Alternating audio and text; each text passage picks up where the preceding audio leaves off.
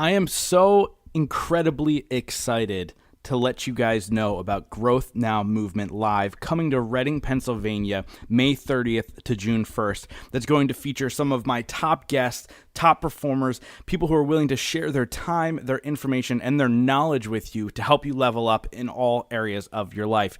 Go over to gnmlive.com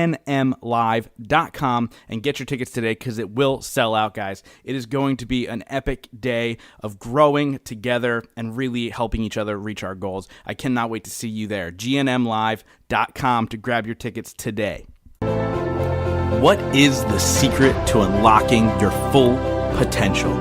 What makes your idols any different than you? How do you become the person you've always wanted to be in life? This is where you get all of your questions answered. My name is Justin Shank, and I sit down with some of the most epic individuals who are changing the world with their actions in business and in life. We discuss how they did it, why they pushed themselves, and more importantly, how they were able to focus on continuous growth to achieve their dreams. Welcome to the Growth Now Movement. This week, I sit down with Jayna Cooke. Honestly, I don't think there's a moment. I think it's a everyday looking at the world, saying if you think you can't, you won't. Jayna is not only a former vice president at Groupon, she's currently the CEO of EVENTup, which is an online marketplace that helps companies find the perfect venue for everything from movie and fashion shoots to corporate events. And actually, we talk in this episode about how she's in the middle of selling that company and how she got into that transaction and what she's doing now to transition out of that business, which is super fascinating to me. It really seems like everything Jayna gets a hold of and starts to grow a company with, she really turns it to gold. And this conversation was a lot of fun. I was super impressed with who she was and what she's doing in business with her companies and her nonprofits. And I think you guys are going to be really impressed with her. This conversation was a ton of fun, and I know you guys are really going to enjoy it. But before we dive into that, if you guys just head over to iTunes, click that subscribe button. If you don't mind, take 2 seconds, give us a 5-star rating, and write a review. I love reading each and every single one of them. That's how I know you guys are loving it, and I want to hear your feedback. Now, without further ado, let's get into the episode with Jayna Cooke. Jayna, welcome to the Growth Now Movement.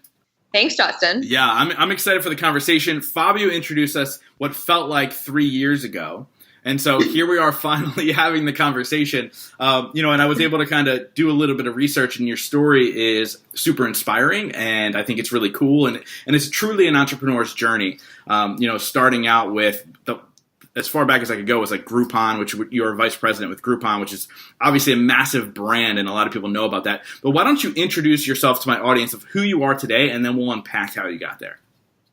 Sure. Hi, everyone. I'm Jayna Cooke. I am the CEO and founder of EVENTup. That's it? What'd you say? That's it? I don't know. I didn't. You want more? Yeah. So tell us who you are. So EVENTup is actually a really cool brand. So I looked up, and then obviously we discussed how I'm doing a live event. And a couple of venues close to me are on your website, which is really cool. But let's talk a little bit about what EVENTup is and kind of your goal and your mission with the company. Sure. So it's an online marketplace for event space, which means if you're looking for a venue for an upcoming conference or an event, corporate holiday party, bat mitzvah, whatever it may be, you can go online in your market and search what's available based upon different preferences, like how many people, do you want a rooftop, things like that. That's awesome. So where did that idea even come from? Because I think sometimes as an entrepreneur, we kind of look at it and we go, a lot of times we just need to solve an issue, right? Now this is somebody who I'm a 33-year-old dude, and I never thought to myself like, oh, I need to find a venue. How do I do that, right? So like, where did this whole thing come from? So I actually didn't come up with the original idea. I'll be very clear about that. There's 2 guys in California that came up with the idea. So that's not that exciting of a story, but really, I mean, there's just a need for space, right? And everybody's doing the same research project over and over again. Like, what can hold my number of people? Is it in my budget? And is it available on my date? And those are the 3 most commonly asked questions that people just continually do over and over. And so our goal is to help solve that for consumers. But how did you get involved with the company? So it's kind of a long story, but long story short, the partners that I'm partnered with at EVENTup had started a company called Lightbank, which is a VC firm, and they had invested in EVENTup, and EVENTup had gone under. And as I was leaving Groupon, we looked at this as a project and thought, well, this could be really interesting. So we took over the company in January 2014. Okay, cool. Very, very cool. So let's talk about your journey a little bit, right? So so you worked for Groupon as a VP, and I think sometimes when you work for an organization, and I don't know how long ago that was, to be completely honest with you, but like Groupon's been around for a long freaking time. Like I remember actually, I don't even know how many years ago it was. I used to have a company where we did seminars and expos that focused on personal and professional growth. And one of our events had a Groupon deal. And at that point, I think Groupon was like brand new. And there was actually a competitor too called Living Social, I think it was called. Do they still exist?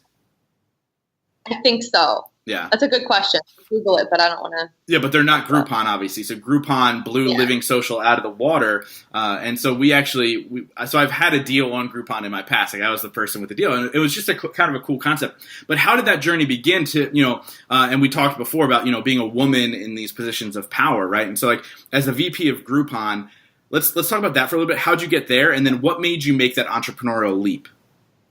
Sure. So I'll start you even before Groupon. There was a freight management company called Echo, and there was about 20 employees at the time.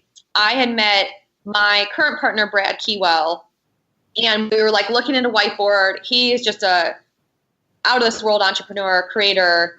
And we looked and we said, okay, Echo could be really interesting. It's freight management, logistics. I'd never done anything like it, but I managed people already. And so I moved to Chicago and started with Echo, and quickly just kind of started working through, all these different positions. I was really lucky again. I was really early in the beginning. And so we started to do some massive expansion, hiring just tons of people. So we did different training classes. I became the trainer for new employees. I did sales, then created something called the enterprise sales, which was multi-year, multi-million-dollar contracts with larger companies. Was a team lead, was a regional manager, just kind of went through the whole gamut of responsibilities. And then the same guys that had started Echo, so Echo went public when I was there as well. So it was a quick 4-year journey. Yeah, that's super quick. Super quick. So all I've been used to is quick. This is normal. Chaos is normal. And so then they started another company called The Point. And The Point is what eventually turned into Groupon. And so I started with The Point, which quickly became Groupon, and was there again just really early on, just through the beginning, and hiring massive amounts of people, and trying to get into as many markets as fast as we can. And it was really just an exciting time. I just can't even really put my head around it or still explain to people that just the chaos that went on, and organized chaos, but just the amount of responsibilities and the different projects I was involved in was just really, really exciting, and just kind of a once in a lifetime opportunity. So you find yourself in these companies that have blown up, you get there in a startup kind of position. How does somebody even set themselves up to be like that? Because, as an entrepreneur myself, I think we look at it okay, cool. I've started my own thing. I didn't hop on board where other people were doing it, but people reach out to me all the time and say, hey, I'm doing this thing. Would love it if you could help out or, work with me or whatever. But I'm so gun shy to do it. What was your thing to be like, yeah, sure, I'll hop into this startup. I could be out of work in 6 months. No problem. That's a really great question. I actually have that reflection, ask myself often, what were the key elements that I've been so lucky for in the last 3, because basically Echo went public within 4 years. Groupon went public a little over 4 years. And then I just sold EVENTup in about 4 years. So I'm trying to look what were the key elements that got me there? And to be honest with you, I'm not quite sure. I think it was a mix of multiple things, mix of passion. I like building businesses. I like the environment. I love freight. It sounds weird, but I love freight. I love logistics. I thought Groupon was pretty amazing. I loved working with local businesses. So I think it was enjoying the industry, but also just enjoying the challenge of growing a business as fast as possible in kind of massive markets. Yeah, for sure. Yeah. So how do you navigate? Let's talk about business really quick. And actually, it's funny because a lot of times when I interview people, we talk about their personal journey. But I feel like you're somebody who, you've tapped into business, you've figured it out. And like for somebody to say I love logistics is crazy. Like, because so we have a very large logistics company out of the town that I live in named called Penske, and so there's a lot of logistics people. What's that? Especially, I'm very familiar with Penske and the Penske files too. Yeah, you gotta love Penske. So I live in Reading, and so like I feel like half of Reading is employed by Penske, which is just a massive company. And logistics is a funny thing, but like, how did you even get into that, right? So like, and we can talk about being a woman in this space, like, how did you fall in love with business? Like, what was the path to get you there? Yeah, I think it honestly started really, really young, and I credit it to my mom mainly because she was a working mother who I felt really just set me up for success. I didn't really realize a gender issue probably until a couple of years ago, to be quite frank. It was never really something that came across my mind. It was not something that I thought of on a regular basis. My mom had always empowered me the why not. So when somebody says like, well, can you do this? Why not? Was always, I guess, the answer that my mom had taught me to say. I'm always a big dreamer. I know my friends and family think I'm crazy when I tell them my lofty goals. But I think it was really just this innate, I didn't have that fear of failure. I didn't have that. I was lucky I had a lot of brothers that I grew up with, so I was always tagging along with them. And it just kind of fell, it just was a path that I was drawn towards. It was light that was always interesting to me. I started working when I was 13, so I started working really young, which I think just gave me a variety of experiences that helped me to be where I am today. So when I, talk to other people that are, my age or in similar positions, I'm like, oh, I did that when I was, working at Wendy's at the drive-thru, or, I negotiated a contract when I was 14 to mow lawns, and I put that together. And, that's awesome. I set up a baby club. It's like all these things kind of led me to where I was today. So it's just a natural journey and path for me, to be honest with you. Yeah, it's like that prototypical entrepreneur journey of like, I've always had businesses. I've always had side hustles. I've always tried to create something. But you said something that's really interesting recent. I have no fear of failure. And that's really interesting to me because failure is something that stops. Actually, we talked about my 3-minute Fridays or whatever I do, right? Okay. I call them my weekly moment of growth. And I just did one about, it was titled Fuck Fear.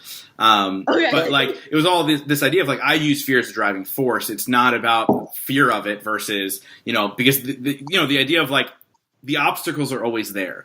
The possibility of failure is always there, right? So you have no fear of it. How did you tap in? I don't think that's something natural to just be like, oh, it's always been like that. How did you tap into it? And how do my listeners go, okay, I'm afraid of this, but it doesn't matter. Like, how do they kind of embrace it? I think that, again, it kind of goes back to my mom. I think like one of the biggest things, and I shouldn't say I have no fear of failure. I definitely feel some fear of failure, but in comparison to most people I meet, and especially in business, I just have a very, very low fear, because to me, it's like, what's the worst that's going to happen? What's the worst that's going to happen? I'm not, I've set myself up. I'm not going to be homeless. It doesn't work out. It doesn't work out. Like, start something new. I think that there's a lot of cliche quotes, but I think it's really being able to pick yourself up and keep going is more important than not doing anything at all. Like, you have to just put one foot in front of the other. So stop like thinking about it and analyzing it and trying to figure the right path. Like, a path is more important than trying to figure out what the right path is. For 100, I think that is spot on. Like, just take action. Like, do something, right? Just take action.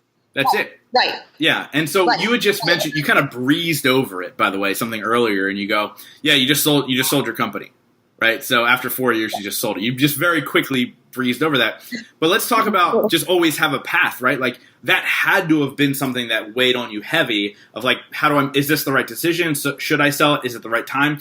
Walk an entrepreneur through that. Like, once you scale and once you grow, what's next, right? Sure. So that's actually a really interesting question that you're asking. So that was a long journey for me to actually get to that point. So I would say the first couple of years of EVENTup, to be honest with you, I didn't have a clear path of what this exit is. And I started to feel that we took in some fundraising. I started to feel kind of what I would consider the fiduciary responsibility to get my investors an exit. And I thought, well, this isn't really a market that's going to go public. It could potentially at someday, but this is a business that would have to be around for 30 to 40 years to get the kind of volume that you'd want to put on a public market. Plus, I'd already gone public with 2 other companies and not a crazy fan of the process. I think it's fine. But so I thought, okay, well, what's the other exit? The other exit is to get acquired. And so I just kind of had that in the back of my mind. It wasn't something that I actively looked for. It wasn't something that I actively searched for.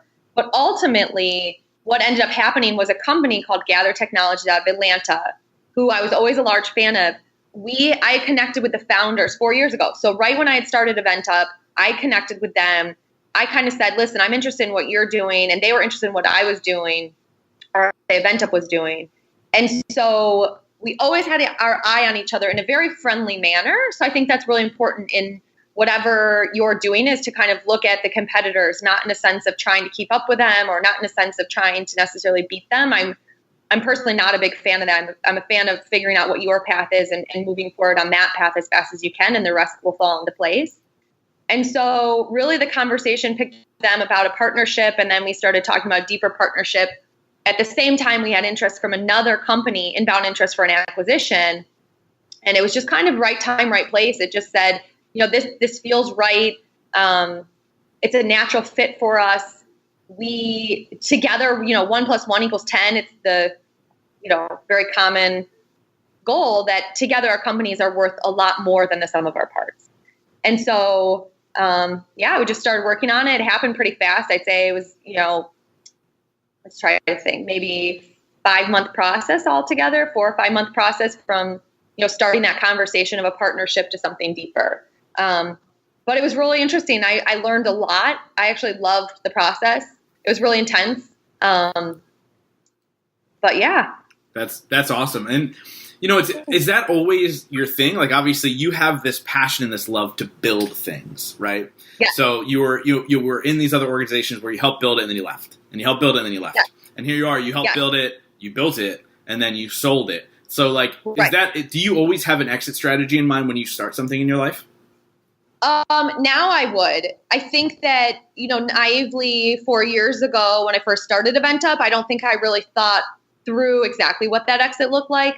But I would say that, and I don't know if things would have turned out necessarily different had I had that thought 4 years ago, but I will say whatever I go into next will have a very clear direction in terms of what the outcome should be. Yeah. Or what I want the outcome to be. Does that make it difficult for you to fall in love with the process, to fall in love with what you're building? So that's interesting. So I actually love the process of building, and I love building. Sometimes I would say more than I love solving the problem, sometimes more than what the problem is. So some people go into, I'm trying to think. Some people go into business because they're just so passionate about this widget and they think this is the best widget and everybody should have this widget and it's going to change the world. And I would say that I'm on the opposite side. I may think this widget is amazing, but I actually love the process of building that widget and building the business and putting processes in place and structure and strategy, even more so maybe than that one widget physical product. That's really interesting. And so I'm trying to figure out how to word this without sounding like a dick. So here's the thing. So I was raised by a single mother. I had 2 older sisters. And so I look at I have a great respect for women in power positions, women who want to rule the world, right? Like I'm all for women presidents and so on and so forth. But a lot of times there's more of a nurturing nature with women than men, most of the time, right? But I feel like your approach in a business is the exact opposite of what nurture is. Yes, you're kind of nurturing it, but then you're like, all right, see you later. You're out of the nest. I'm on to the next, right? So do you take that into other aspects of your life? And if you don't, how do you separate the two? I'm probably asking you questions that you've never been asked before. Like I had no idea the conversation was going to go down this route. These are deep questions that I've definitely come across before in the past, to be honest with you. No, I mean, I think I'm a pretty pragmatic person. I think when it comes to personal relationships, I have very few, but very deep relationships, I would say. Like I have, and I have a big family that I really count on, I really lean on, and I really trust. And I think this happens to everybody at some level. In business, you can't trust that many people. I mean, you can, but you really need, for me at least, I needed that core group of people. I felt I could really count on them. I can count on their opinions. I can always call this person if I need to pick me up. I can always call this person if I need help figuring out this problem.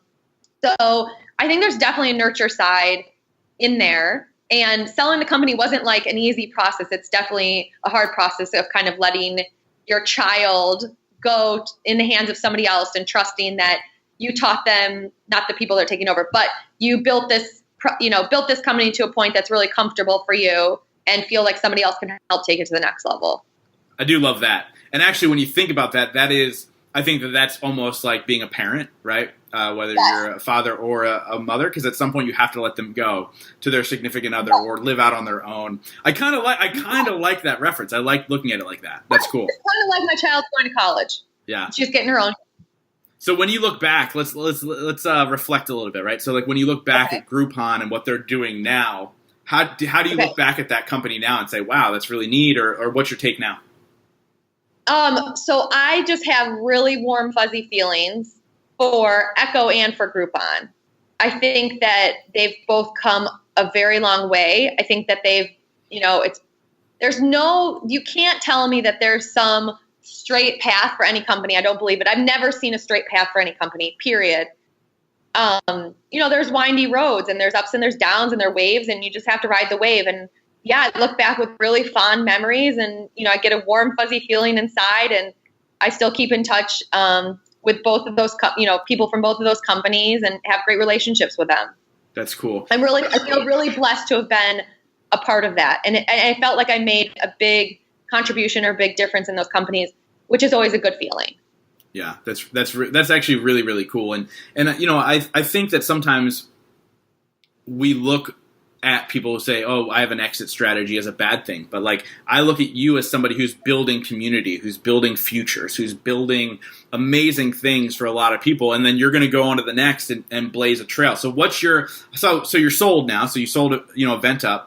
What's next? Yes. I'm still here though. I'm still here. Right. So I know how all that stuff works. So like, for how long, like what's next for you? I know, like I can tell you're a visionary. I know your mind is on to the next. So what's next? That's a really great question. I wish I knew the answer. I don't. I'm trying to give myself some room to breathe. I think that there's a few things I've identified for the next, call it chapter in my life or career. One is that I want to be in a very impactful industry, a big industry, something that touches, like Fabio, food, like it touches everybody. So I think that is probably something that's really appealing to me. And I think the idea of, I think when you create a company, regardless of what the company is, creating jobs and, creating, jobs is a really big deal, and you should feel good about that. I would like to have something that maybe contributed even more besides that to the community. I love that. So let's think about resumes here for a second, right? So like, what would your summary say? Well, I'm sure you don't have a resume because you're like, hello, you should just bring me in and I should just blow up your company. That's what it should say. Right. But if you had a summary on a resume, what do you think it would say? I think if I had to pick, I would say creator and a business builder and an entrepreneur that can make an impactful difference for the community. That would be my hope. And maybe I'm not there yet, but that is the goal of where I'm going. Let's give credit where credit's due. You are there. You've done that multiple times, and I'm sure you will continue to do that, which is absolutely amazing. The coolest part about this podcast is that I get to interview insanely successful people. No matter how you define success, they're all a success in some way, shape, or form. So my question for you is, what's your definition of success, and what are 3 things you do every single day to ensure that success in your life? Ooh, that's a good question. Okay, so I agree. I think definition of success is very different for everybody. I think for me, I do measure some success in money, in monetary. I think that I'm less concerned about the money, but it is a way to me to like keep score, I would say. So that's always been a motivator for myself. But I think success is really, to me, is doing what you want to do when you want to do it. That would be my definition, and being happy, right? You get to pick how you want to be happy. So spending your time where you want to spend your time and how you want to spend your time would be my definition of success for anybody. That's what they get to do. 3 things that I do every day to set myself up for that. One is, I do believe in like manifestation and, really like setting your path every day. So I do spend, I'd say close to 20 minutes a day, doing that. To-do lists are always big in my mind. I look at what are the things, I have a to-do list in front of me. I cross it out every day. I rewrite it every day to make sure I'm just staying on track and making sure I'm making that progress kind of on a daily basis. And the third thing, that's a good one. Those are the 2 like largest one. I'd say the third thing is just being open to different ideas and creativity. So I get a million emails a day, which I love, and I don't respond to them all, but I definitely take time to look at pretty much all of them. And, if there's something interesting, sometimes I'll dig into it, whether it's a company that might not be a good fit for us, but it's just an interesting company. I might take a second just to look at it. So I'd say just staying open and keeping those, what I would consider creative path flows going. Yeah, that's awesome. And I'm a big proponent of visualization and manifestation and all that stuff, right? So actually I'm interviewing somebody right after you. Her name's Sarah Centrella. I don't know if you've ever heard of her. Okay. She is like the vision board master. She is all about manifestation. Her story's crazy. And so Okay. I'm interviewing her next. So it'll be interesting to see, like, obviously us touching on it and seeing that in your successes. And then, carrying it off into the next conversation that I have, which I love, right? So what's next for you on a personal level? You just sold your company. Like, are you going on vacation or are you just working harder than ever? Working harder than ever. I have a child. She's 14 months now. Congratulations. And so spending time with her is probably my number one, and my husband, my number one priority. And so I'm not sure what that means, but honestly, if there was, a day where we didn't have plans, that would be amazing to me. That's awesome. That's what I'm craving right now. That's really, really cool. So, like I said, the journey that you're on right now, I really believe in it, right? Like I combated a lot of your thought processes in the interview process because I wanted to see where you went with it, right? How do we justify sometimes the corporate world and how we're battling things and how it is about making money, right? Because I consider myself somebody who's not motivated by money. Every time I've ever tried to chase it, I've never grabbed it, right? So I just had to readjust my way of thinking, and I'm fascinated by people who go, yeah, like I can manifest money. Like that's insane to me. Like please teach me your ways, right? I don't think I can do that. That's not. I will say I don't spend time manifesting money. I try to manifest building, impactful businesses and companies. But I do think that money is a way of keeping score that other people also use.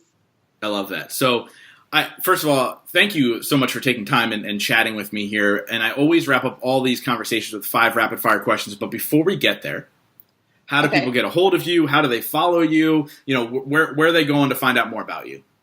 Sure. It's actually pretty easy. So just Jayna Cooke. It's Jayna. And last name's Cooke, Cooke. It's the same handle on Instagram, Facebook, website, LinkedIn, anywhere. Awesome. So we'll make sure we link some of that stuff and we'll link up the website and all that stuff in the show notes so people can just click and go find you and reach out and, hopefully, here you are empowering the world with what you're doing. So now we're going to get into the 5 rapid fire questions. Some are fun, some are serious, but I ask you this, answer within only one word or at the most one sentence. Are you ready? Say it again. So answer within, some are fun, some are serious, but answer within one word or at the most one sentence. Okay. Are you ready? Yes. All right. So the first one is, since we talked about your relationships and your small but deep relationships, what's one thing you look for in a friend? One quality. Honesty. Awesome. If you could have dinner with anybody, living or dead, who would it be? Sarah Blakely. Why is that? She just, honestly, I think she's a brilliant businesswoman. She never gave up any of her equity in her company. And the second thing is she just cracks me up and has fun doing it. Awesome. Yeah, I would actually, let's talk about manifestation. I actually do want to interview her for my show. So we're putting it out in the universe. You will. I'm sure we can work something out, and then I'll connect you guys, and then you guys can have dinner. So that'll be perfect. That'll be the Send goal. you her email. Absolutely. So what's your favorite smell? My favorite smell. Ooh, vanilla. Sorta. Sorta. Tide. That's fair. That's a good vanilla's a good smell. So I agree with you from that standpoint for sure. Sometimes the vanilla's a little weird though. So I would actually pick my laundry detergent, the Laundress baby detergent I use for all our clothes, and I love the smell. Nice. That's a good thing. So at the end of your life, if you could only be remembered for one sentence, what would it be? Oh man. I would just say that I left the world a better place than when I came. Love it. And so obviously this podcast is called the Growth Now Movement. So I wrap up every single episode with the same question, and that is, in your life, what has been your biggest moment of growth? Biggest moment of growth. Honestly, I don't think there's a moment. I think it's a everyday looking at the world saying, if you think you can't, you won't. Awesome. Jayna, thank you so much for taking the time out of your day, insanely busy day, to chat with me and share your wisdom with my audience. Just thank you so much, and I appreciate you. Thank you, Justin. I appreciate you too. Absolutely. Have a good one. Okay, you too. Thank you guys so much for being a part of the Growth Now movement. This is how you can really help me out. If you guys enjoyed this episode, please share it out on Facebook, Instagram, Twitter, all that fun stuff. And let's grow this movement to epic heights. And it's all going to be because of you guys. Thank you so much, and we'll see you next week.